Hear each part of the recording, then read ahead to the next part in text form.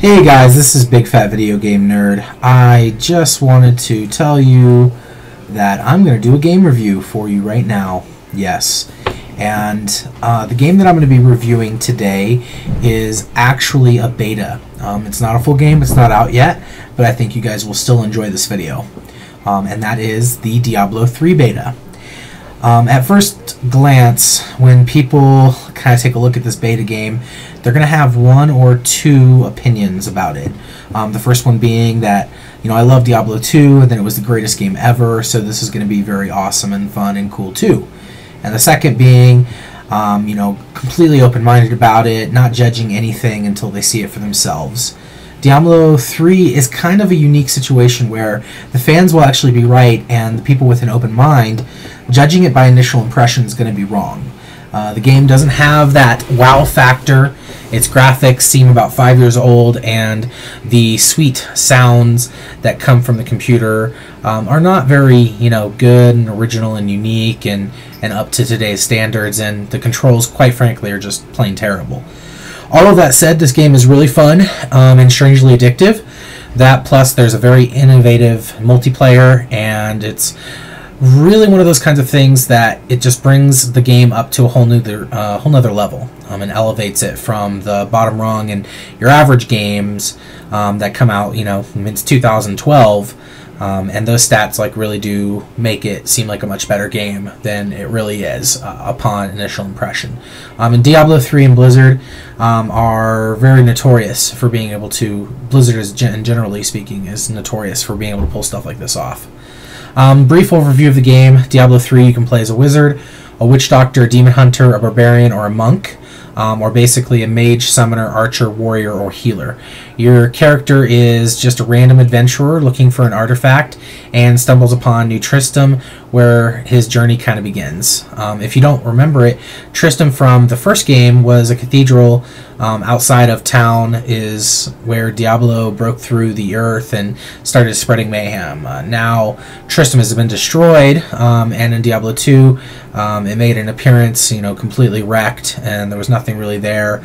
So this is New Tristram. They've tried to rebuild it, and now, of course, this cursed place is being plagued by a skeleton king, and it's just completely unlucky and kind of funny and humorous, actually. So I don't know why they decided to build this city here next to all this crap, but that's the way it happens sometimes.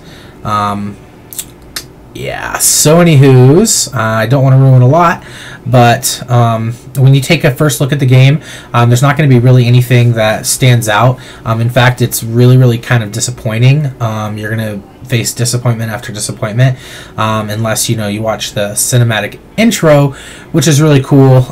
There's no character creation in this beta. You just kind of pick your class and go. And I don't know if that's going to be the way it is in the final game. I hope not. Blizzard, is really good about that kind of stuff, But if it is, then that's what it is, and you'll just kind of customize them with the gear. It definitely doesn't feel modern in that regards, compared to other RPGs. You just throw your kind of character in there on a random road with no real explanation, and have fun.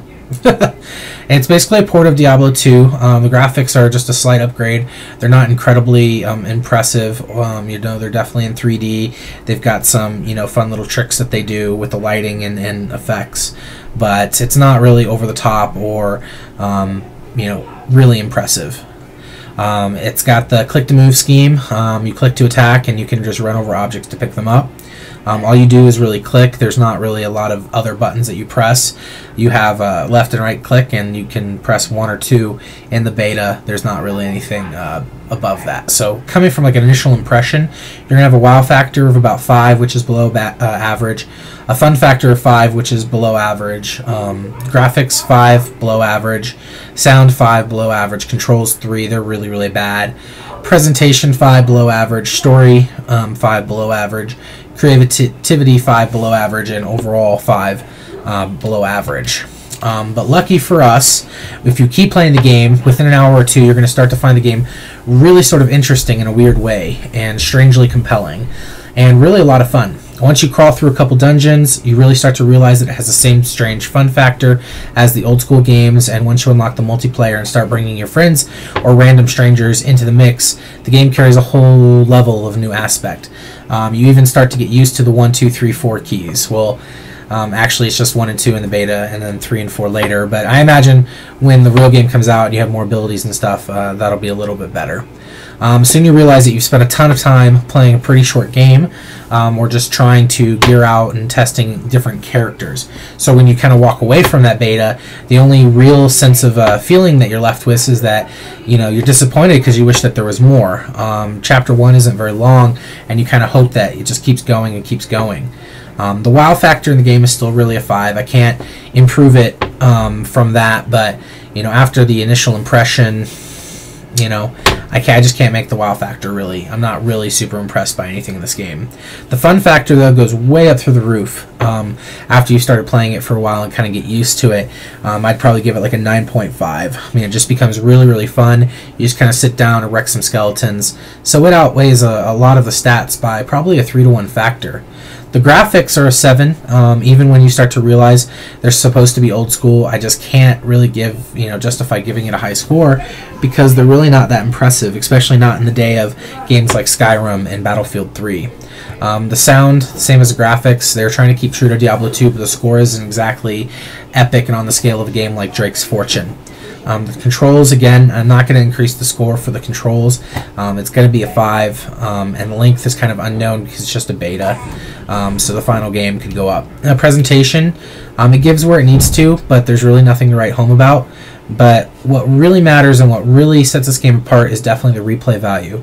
It's almost impossible to get a score of 10 the way that I rank games, but this game actually does hit a 10 when it comes to perfect replayability. I think that also outweighs a lot of the other stats, so I'm giving it a weighted factor of 3, and it gets a perfect 10 when it comes to that. The multiplayer, I think it outweighs things, probably a 3-to-1 again, and I'm going to give it a 9 when it comes to the multiplayer aspects of it. It's very inventive and, more importantly, fun, and we hope to see a lot of other games that come out with this kind of style of multiplayer.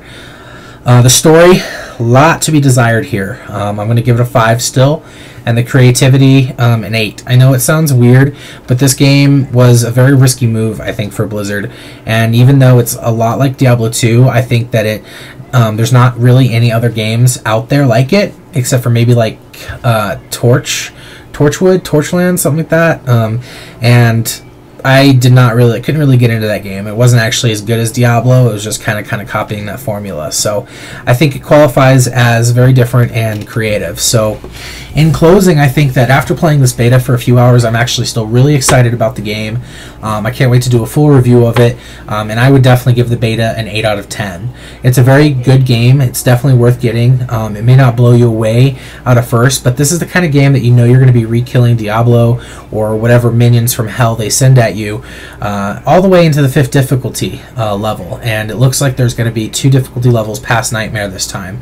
So for months and years after Skyrim and Drake's Fortune and all those other single players games kind of fade into the background, and you've beaten them and completed all their quests, and they just don't have that replayability that this game has, you're going to be playing Diablo 3 for a long time, getting a lot out of it, gearing up your characters, playing the other roles, and playing, most importantly, with your friends. So like I said, I'm going to give this game an 8 out of 10 for the beta, and I think you guys should definitely try to check it out, or pick it up when it comes out, and tune in next time whenever the game does release. I will definitely do a full review for it, and I hope you guys watch.